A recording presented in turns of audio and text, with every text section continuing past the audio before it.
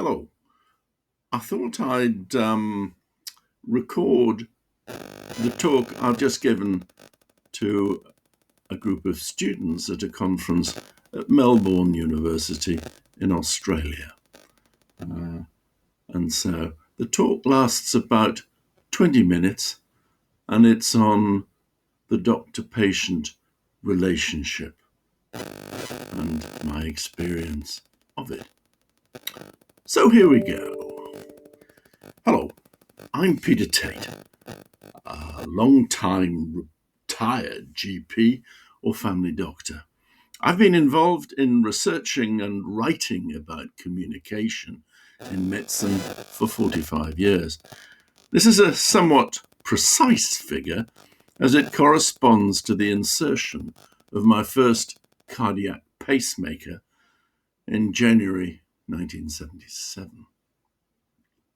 Aged only 30, and that was the first time sitting alone in a hospital ward, facing an uncertain future, and everyone avoiding talking to me, that I realized just how important good communication is, and subsequently, how rare it was. I was lucky enough to meet David Pendleton, a visionary social psychologist in 1978. He'd come to Oxford to do a DPhil, that's a posh Oxford PhD, in doctor-patient communication. He was particularly intrigued by the rule of thirds that was clearly established at that time. 1/3 of patients take medical advice as recommended, 1/3 take it in such a way as to be ineffective, and 1/3 just don't bother. It would be good to tell you that this sad fact has improved in the nearly half a century that has passed, but it hasn't. Our worry at the time was that this was a waste of high-quality medical education. You could be the brightest student, top of your class, and yet the evidence seemed to show that 2/3 of the people you were going to treat would not follow your advice enough to help them in the way you had wished. We thought that if people understood your advice better, they would be more likely to follow it. Don't forget, there was no internet, no social media in those days, and doctors were a much more significant source of information then than now. In the early 80s, we weren't working in a vacuum. Professor Pat Byrne, one of the first professors of general practice, with his tall Welsh researcher, Barry Long, had published in 1976 Doctors Talking to Patients, a study of hundreds of audio-taped general practice consultations, and they analysed the behaviour of the doctors. I read it first while in a ward at the back of the old Radcliffe Infirmary during the reimplantation of my failed first pacemaker in February 1977. The unvarnished version of what they found was that GPs were not good at two-way communication. They were tellers, not listeners. Any attempt to involve the patient was rare at the 10% level.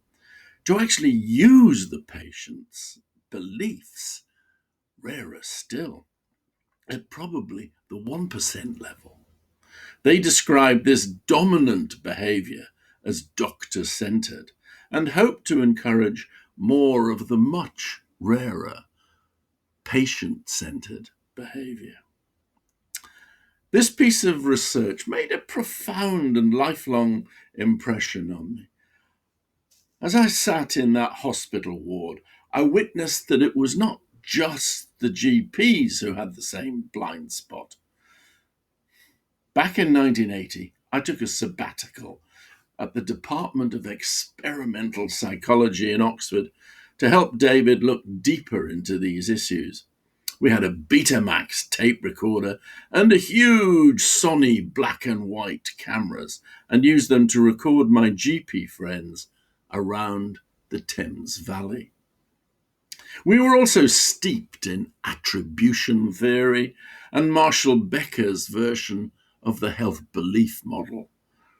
We were already trying to formulate a plan to help doctors consult more effectively, and this meant involving patients.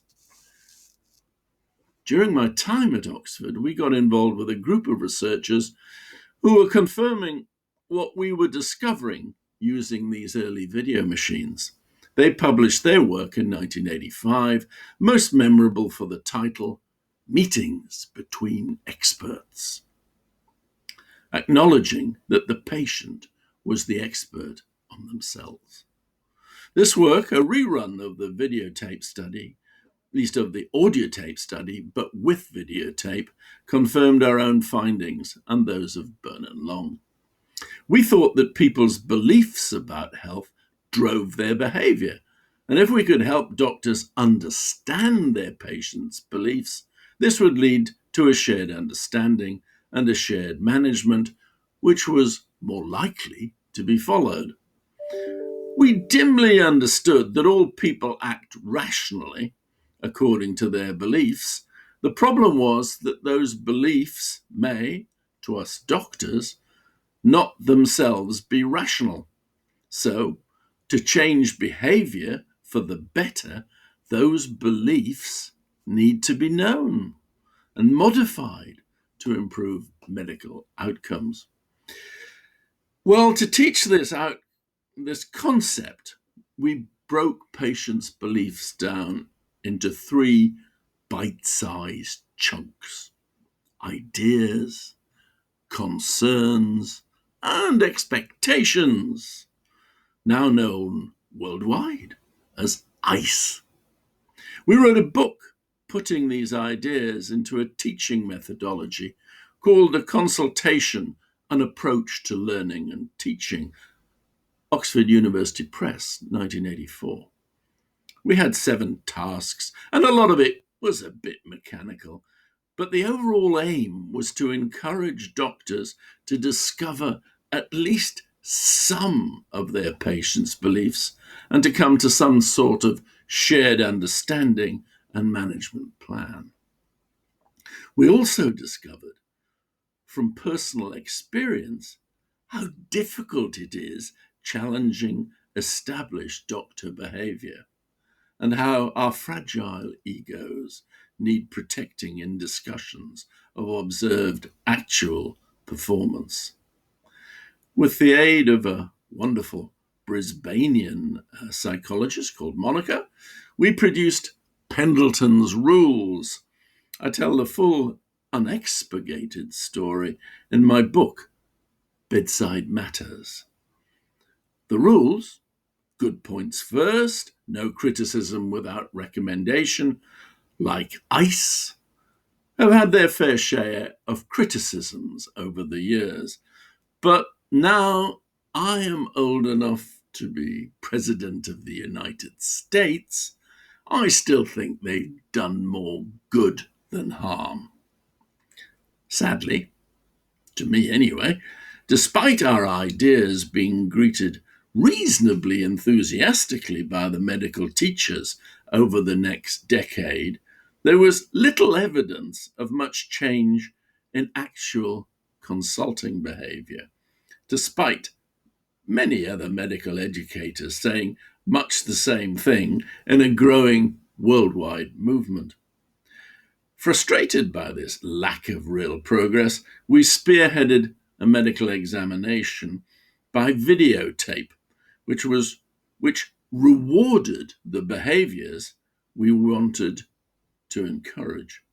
To spell out the way to pass this examination, I wrote the first edition of the Doctor's Communication Handbook in 1994.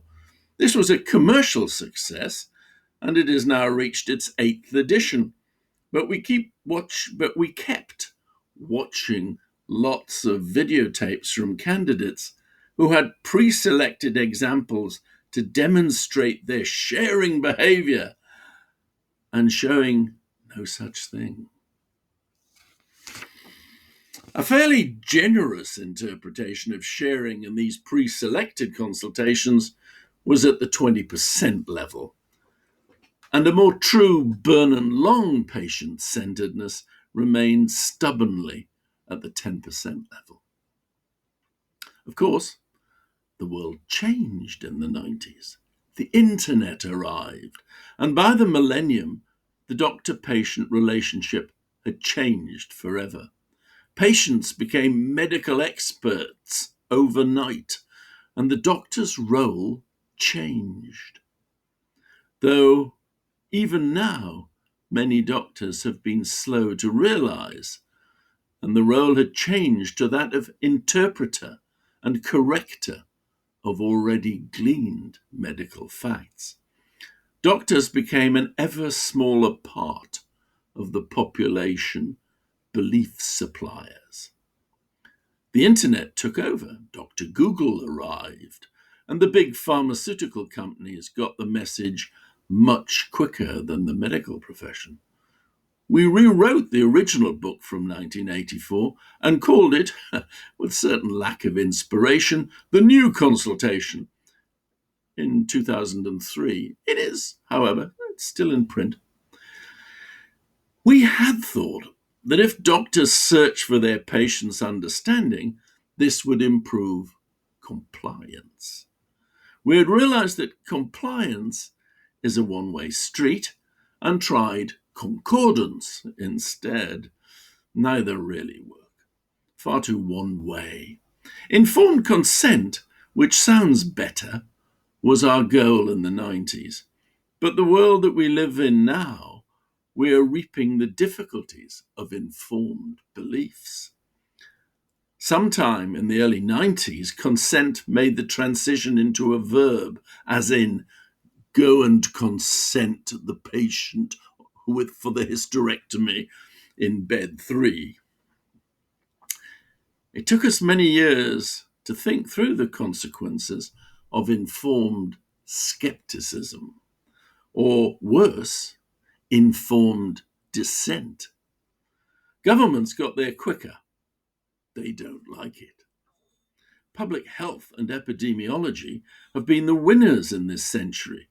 The doctor-patient relationship has been deliberately sacrificed on the altar of the greater good in most Western societies. The recent pandemic has only magnified these trends.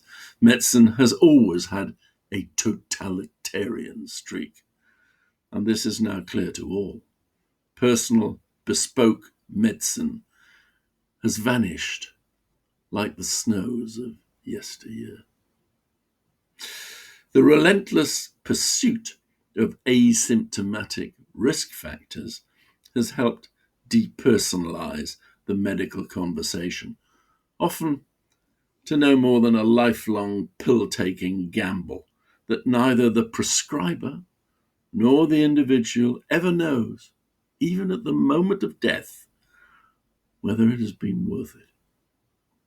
Kingsley Amis wisely suggested that no pleasure is worth giving up for the sake of 2 more years in a geriatric home in Weston-super-Mare. Propaganda, Machiavellian manipulation of the truth, and deliberate use of fear tactics have corralled populations into manageable compliance. And, certainly in the UK, face-to-face conversational medicine has been discouraged in several ways. Orwell has again become the prophet of our times. The greatest threat to all doctors in the last decade has been the rapidly accelerating erosion of trust. Trust is a precious commodity. The medical profession has always been held in high regard at a personal level, but the internet was never going to be our friend, and trust diminished as knowledge expanded. Remember, My generation of doctors was the last who followed the old traditions of withholding knowledge to increase mystique and power to facilitate a cure. We wrote prescriptions in Latin and actively discouraged participation. This time-honored but relatively ineffective strategy relied on trust to work at all. No one can withhold knowledge for long in our times, yet that is. But sources of this knowledge have become so widespread, people are aware that even so-called trusted sources may consciously or unconsciously be pushing approved agendas. Whose agendas these are leads us into the murky waters of conspiracy, which doctors can't entirely ignore, as many of our patients' actions will be driven by such beliefs. Over the years, I've come to understand that nearly all the so-called mad people are in fact quite sane. It's their beliefs that are mad. As doctors, we have to know these beliefs to even attempt to share an understanding. And this should remain the communicative goal of all medical encounters, sharing an understanding. Anyway, so how can we reverse these trends? And heavens, do they need reversing? Well, I've lived long enough to change my mind. My inspirational GP trainer was John Horder, a famous GP in Kentish Town, London. He went on to be president of the Royal College of General Practitioners and edited The Visionary, but hard to understand, The Future General Practitioner in 1972, the time I was his trainee. He was a member of the original Barlint group. Michael Barlint, a Hungarian psychoanalyst with his wife Enid, founded a group for working GPs in North London. They met regularly in the Tavistock Clinic from the late 50s to the early 70s. They wrote a seminal work in 1957 called The Doctor, the Patient, and Their Illness. The several chapter headings echo down to the present day. The drug doctor, used in the sense of the nature and charisma of the doctor-patient relationship were intrinsically therapeutic. That relationship's developed over time. Other headings such as apostolic function, collusion of anonymity, have all stood the test of time. You should give it a read. I was later a member of such a group for the first decade of my time in family medicine. But supportive though it was, my research with David Pendleton and others made me think that all this inward-looking psychoanalysis was in fact putting the cart before the horse. That we needed to use the doctor-patient encounter to practice real medicine, make diagnoses, discover beliefs, share our understandings. Training courses in the 1970s had become very soul-searching and emotionally driven, and our 7 almost mechanical tasks were in some way a reaction to this. What have I changed my mind about is the need for both. You're going to have to push back against totalitarianism in medicine. You will need to genuinely respect your patient, be interested in them as people, not just the problem they present. You must try to understand their health-seeking behavior and treat each meeting as a brick in the wall of your developing relationship. Stop staring at desktop computers and look hard at your patient instead. In the present climate, you're not going to do this alone. You will have to form like-minded support groups, which will undoubtedly retain some echoes of Barlintism, Support for each other will be essential, and the discussion of patients and their care will improve all of your performances. People need personal, committed doctors, and you need your patients. Nothing will give you more satisfaction than developing your medical skills to fit the patient. Bespoke and not off the peg consulting. The personal satisfaction from achieving this some of the time is immense, I promise you. But these are hard times for such aspirations. You're going to need all your intelligence, buckets of determination, and not inconsiderable courage to help build the bedrock of a relationship with the people you are going to look after. Rebuild the trust, and the future of medicine is yours. And medicine needs you. I wish you Godspeed and good luck.